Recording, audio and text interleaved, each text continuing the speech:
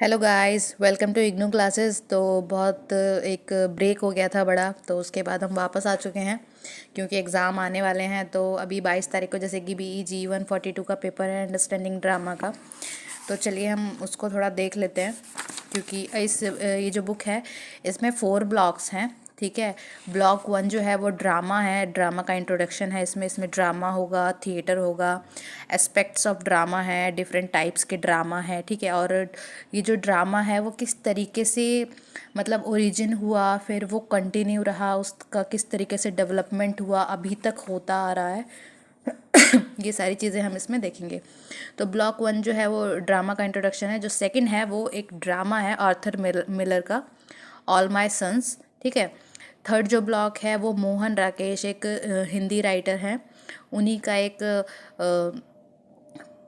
Drama है आधे अधूरे, जिसको इंग्लिश में जो है ट्रांसलेट किया गया है हाफ वे हाउस करके।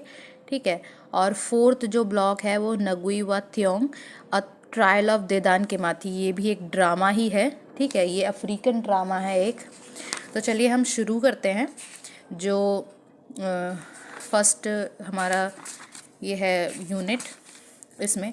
तो इसमें देखिए हमारा जो ड्रामा एंड थिएटर है ना, जो ड्रामा जो होता है वो मतलब ये तो ठीक है कि ड्रामा होगा, लेकिन वो कहाँ होगा, उसके लिए एक स्पेसिफिक जगह होती है, तो वो होती है थिएटर। तो थिएटर्स में हम लोग ड्रामा देखते हैं।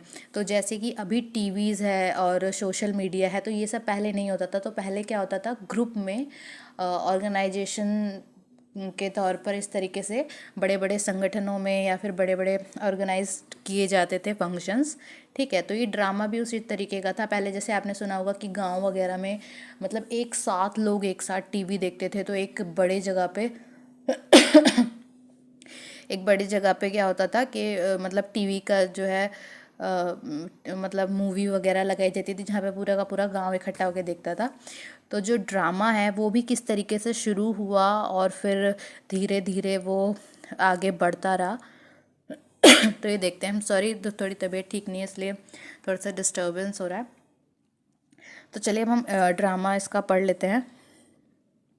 Drama is a literary composition involving conflict, action, crisis and atmosphere meant to be acted by the player on stage before an audience। यानी कि जो ड्रामा होता है वो मतलब किस तरीके से कंपोजिशन किया जाता है उसका, उसमें कॉन्फ्लिक्ट होता है, एक्शन होता है, क्राइसिस होते हैं, उसका एटमॉस्फेयर होता है।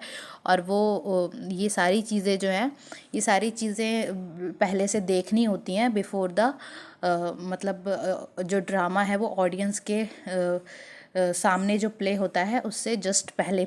तो दिस डेफिनेशन में be applied to motion picture drama as well as to tradition stage. तो in Abrams word the drama is form of composition design for performance in the theatre. मतलब ये जो ड्रामा है वो इस तरीके से जो परफॉर्मेंस है उसको इस तरीके से डिज़ाइन किया गया है थिएटर के लिए, in which actor take the role of the character, जिसमें एक्टर जो है वो कैरेक्टर का रोल प्ले करते हैं, उसका जो है किरदार निभाते हैं, perform in the indicate action and writing dialogues. और जो भी उनको इंडिकेट करना होता है एक्शंस और जो उनके लिए डायलॉग्स लिखे जाते हैं वो सारी चीज़ें।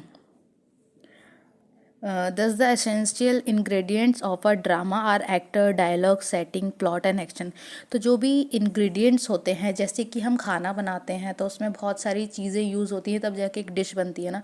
तो उसी तरीके से जो ड्रामा होता है वो सिर्फ ड्रामा नहीं होता, उसके लिए क्या क्या चीज़ें ज़रूरी होती हैं वो सारी चीज़ें ये सारी हैं।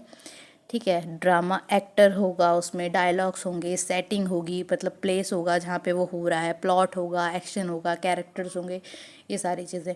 तो it is a primarily meant for enhancement on the stage. तो ये सारी चीज़ें पहले से ही स्टेज पे तैयार की जाती हैं। Thus the stage and the spectator are equally important. दो स्टेज है वो और जो ऑडियंस देख रही है या फिर वो जो इन ड्रामा को देखेगी, वो दोनों ही बहुत ज़्यादा ज़रूरी होते हैं। तो मेजरी बल्टन से that a true play is 3 dimensional. जो मेजरी बल्टन है वो कहते हैं कि जो ट्रू प्ले इज़ 3 डायमेंशन, जो एक प्ले होता है रियलिटी मतलब एक्चुअल में जो प्ले होता है वो 3 डायमेंशनल होना चाहिए। It is a literary that walk and talk before our eye. मतलब वो जो मतलब दिखाना चाह रहा है या बोलना चाह रहा है ना, वो उसके चलने में या फिर उसके मतलब स्वभाव में दिखना चाहिए वो चीज़। A drama operate within the limit and framework of space and time. उसमें स्पेस टाइम लिमिट ये सारी चीज़ें मतलब इस तरीके से होनी चाहिए कि वो एकदम नेचुरल लगे। It is distinguish from other literary form by its special complex relationship to the reality we call time। मतलब ये सारी चीज़ें जो है ना वो इस तरीके से फॉर्म होनी चाहिए, इस तरीके से कॉम्प्लेक्स होनी चाहिए कि जो चीज़ें हैं वो एकदम नेचुरल लगें। As a narrative art, it address to the telling of event which take place in the past, present और future। मतलब जो नरेटिव का आर्ट है वो इस तरीके से मतलब शो होता है इसमें कि सारी चीज़ें हमें पता चलती हैं कि स्टोरी का पास्ट क्या था, प्रेजेंट क्या है और फ्यूचर क्या होने वाला है। But as performing art along with the music and dance it has its existence in time. तो ये सारी चीज़ें जो है ना इन सब से क्या होता है कि जो इसमें है ना प्ले या फिर ड्रामा इसमें जान आ जाती है।